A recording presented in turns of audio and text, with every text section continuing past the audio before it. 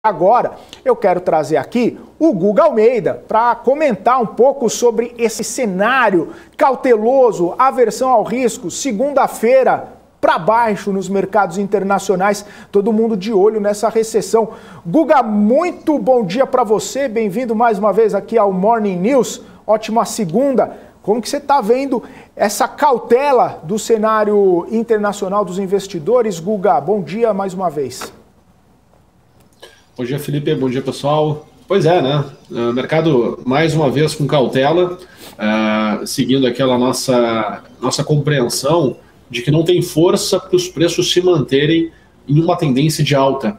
A gente está tentando ver se o mercado consegue fazer um fundo nessa região dos 100 mil pontos no nosso Ibovespa, e a briga está forte, né? Porque tem uma turma que entende que os ativos eles estão, de certa forma, descontados, eles estão baratos, né? E tem uma turma que entende que não. Olha, a gente tem que enxergar que nós estamos no período aí que se tem uma expectativa de recessão, isso tira o ânimo, tira o apetite por risco, pelo menos por um período de tempo, e a gente tem que aceitar isso.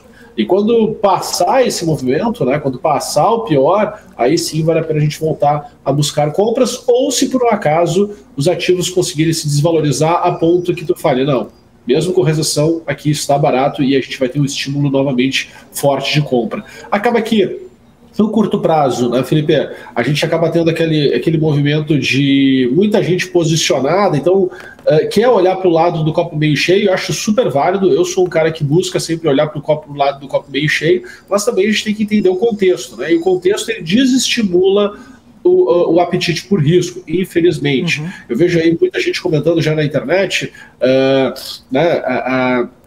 que o fato das pessoas físicas terem saído já mostra que está no fundo do mercado. Eu acho que tem que ter um pouco de cautela. O pessoal está pegando aí as narrativas de livro, né, para poder ficar criando barulho em relação ao mercado. Acho que a gente tem que ser um pouquinho mais pé no chão, mas entendendo que os movimentos de alta eles são pontuais, eles não tendem a ganhar um movimento com mais força, até porque o movimento dos mercados no mundo ele não está positivo. A gente continua aí conflito Ucrânia e Rússia, né? Com as narrativas do Putin na semana passada, não consigo ver o final desse conflito ainda no curto prazo. Falo isso desde o início do conflito, falei, olha, nunca vi um conflito que acabe em uma semana, 2 semanas, 3 semanas, um mês. Isso aqui vai ter impactos que vão ficar se arrastando aí por este ano, quem sabe até o próximo ano. Né? Toda a questão da China, a questão do Covid, a questão do lockdown. Então, tem sim, né, muita coisa ainda para ser resolvida. Espero que uma das coisas que possam mostrar já sinais de melhoria é a cadeia de suprimento voltar a estar mais estável, né, mais controlada, coisa que a gente ainda não tem. Tá? Então, assim, eu acho que ali é o primeiro sinal de as coisas possam vir a melhorar. Tá? Antes podemos ter uma piora. Eu acho que a gente está começando aí a temporada de balanço. Pode-se vir informações negativas, né? Dados que vão impactar negativamente os mercados. Então, também vale a pena ficar olhando até por causa desse nível de preço que nós estamos. Quando eu olho lá para fora, olho Nasdaq, S&P, Dow Jones, ainda tem muito espaço para uma correção. Nós não voltamos nem para o preço ainda de janeiro de 2020, que foi aquela máxima antes da pandemia. Tá? Então tem espaço sim para as bolsas caírem mais, mesmo que tenham caído já o que caíram. Tá? Então é uma questão de ficar acompanhando. Tu sabe muito bem, né, Felipe? Tu me acompanha já há bastante tempo. Quando eu estou enxergando aqui sinais de que o mercado pode de fato melhorar, eu fico muito otimista e fico falando só sobre o otimismo. Quando eu estou enxergando que as coisas elas mudaram de cenário, mudaram de contexto, eu tento ser o mais próximo da realidade possível. A realidade, só com o passar do tempo a gente vai ver o que de fato vai acontecer, mas eu tento, né, ficar interpretando aqui o que o mercado está fazendo momento a momento. Ô Guga, você tocou no assunto aí dos balanços, né? Começa lá nos Estados Unidos, aqui no Brasil também começa. Esses indicadores, né, esses números das empresas devem mostrar, né, essa queda aí de lucro, queda de receita, apreensão, né, com o cenário de inflação, às vezes consegue, às vezes não consegue repassar. Isso ao longo, né, de toda essa temporada pode se traduzir, deve se traduzir em preço também nos mercados, nas bolsas, principalmente aqui no Brasil, se a gente for olhar, né? O pessoal no chat falando assim, pô, até a eleição deve chegar a 80 mil pontos, alguma coisa assim. Então, é possível que a gente comece a perceber toda essa mudança, inclusive na narrativa que você falou aí, de ser mais cauteloso. Isso é importante acompanhar os resultados para pegar essa percepção das empresas e aí ver também se vai trazer essa força, esse apetite, essa vontade, né, do investidor de correr um pouco mais de risco? Eu acredito que sim, Felipe. Eu acho que, apesar de a gente estar no processo de correção aqui nas nossas bolsas, a gente não teve aqueles exageros de comportamento dos preços como a gente tem em momentos de fato de quedas fortes, né? E que o mercado diz, opa, deu ruim mesmo, né? Deu um problema generalizado. Eu ontem estava conversando com alguns amigos, né? E aí me questionaram, tá, mas o que tu está enxergando? Eu perguntei assim para eles, assim, vocês viram já algum lockdown do ano passado para cá? Aí algum lockdown, não, algum circuit break, desculpa, né? Vocês viram algum circuit break do ano passado para cá? Não. Pois é, então tu acha que essa queda já chegou no momento que de fato de uma capitulação, ou no momento de medo, de pânico, algo do tipo? Aí ficaram me olhando assim. Pois é, se a gente for ler o sentimento do mercado, né, eu acho que essa queda ela tortura o mindset do investidor, porque ela é aos poucos.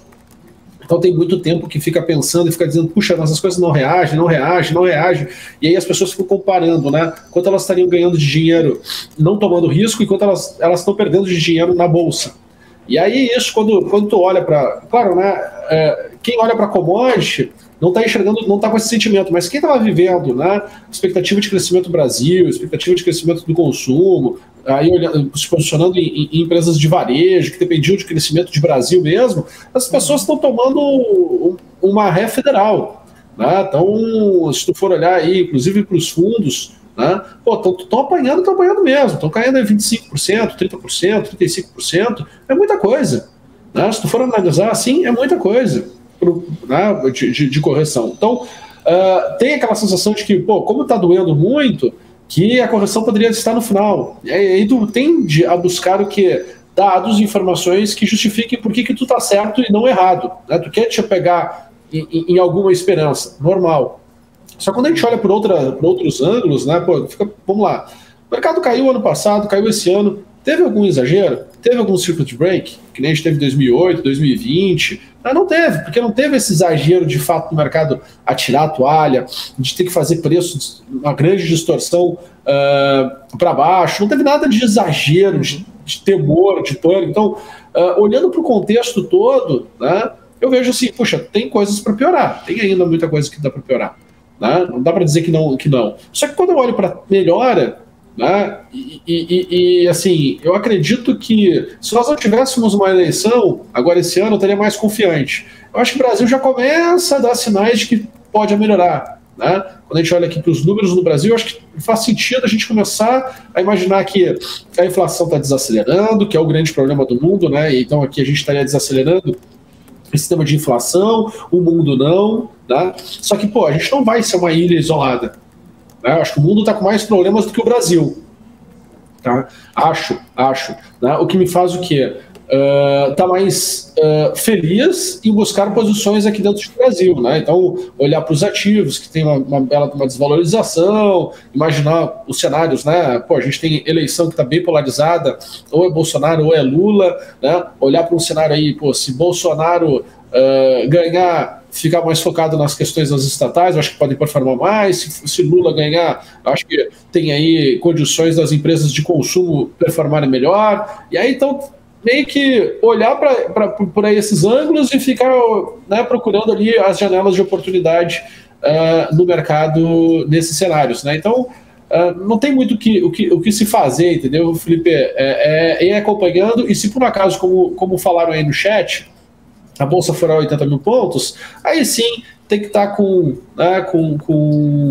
o estômago, tem que estar bem estruturado mentalmente, tem que estar com caixa para poder alocar e poder tirar proveito de um qualquer movimento contrário vai ser alta de 20%, 30%, 40% sem buscar máximas históricas. Então tem espaço depois para a bolsa andar bastante. Fechou. Ô Guga, dá uma olhadinha então no gráfico para a gente ver as projeções para essa segunda-feira também. Alguma perspectiva para a semana ali, o que você está projetando? Vamos lá então, deixa eu compartilhar aqui na tela com vocês. Enquanto eu compartilho aqui minha tela, lembrando que hoje a gente tem programa Insights, né, Felipe? No final do dia tem uma entrevista aí bem bacana. Toda segunda-feira tem uma entrevista com algum convidado. Então, hoje convido o pessoal às 6 horas da tarde a assistir ao nosso programa. Bom, o que eu enxergo aqui, tá, Felipe? Nós tínhamos espaço para vir aqui no Ibovespa Futuro, né, até esses 102.600, é o que eu falei semana passada. De fato, o mercado chega lá, tá? E quando chega nesse patamar, ele começa a apresentar divergências nos indicadores. Tá? Então, quando eu puxo aqui meu indicador, ó, a gente olha aqui para o topo, tá? Saindo um pouco mais no tempo gráfico, ó, olha como o mercado ele já apresentava, né, sinais de fraqueza, sinais de cansaço aqui no topo. Tá? Enquanto o preço fazia novas máximas, ó, o indicador ele já não acompanhava mais. Então ele já mostrava, opa, depois desse repique que se teve, tinha espaço de fato para poder corrigir. Tá? Então, onde nós temos hoje uma projeção, tá? Onde eu consigo enxergar aqui que o movimento tende a acontecer? Tá? Então, é importante que a gente olhe aqui a estrutura, nossa estrutura aqui de referência, tá? Então aqui corrigiu na região, né, de 25% aqui, tá? Então, os meus objetivos, ó, já abriu, que era a região de 50%, que é aqui nos 100.670, já está abaixo. Então, a sequência, ó, é para vir aqui os 99.800, isso do índice futuro, tá? Depois, Felipe, depois dessa região, as coisas tendem a ficar muito negativo, tá? Então, 99.800, ele acaba sendo o divisor de águas dessa semana. Tá? 99.800 acaba sendo o divisor de águas da semana. Se perder esse patamar de preço, vamos ver o mercado vir buscar os 96.100 pontos novamente, tá? 96.100 pontos, que querendo ou não chegou ainda, né? Mas seria uma nova mínima em relação ao que se comportou semana passada. A gente iria buscar, né, essa região aí próxima dos 90 mil pontos, e aí acredito, Felipe, que as coisas tendem a piorar e piorar bastante, tá? Eu acho que não teríamos suporte nesse nível de 96 mil pontos. Eu acho que aí o mercado ele tem condições de, quem sabe, acelerar essa movimentação para ir buscar o que o nosso telespectador aqui estava comentando, né, essa região dos 80 mil pontos. Tá certo então, Guga. Fechou. E ótima semana aí para você. Boa segunda-feira. Bom insights no fim da programação aqui da BMC News. E bons negócios também, Guga, que a semana tá só começando.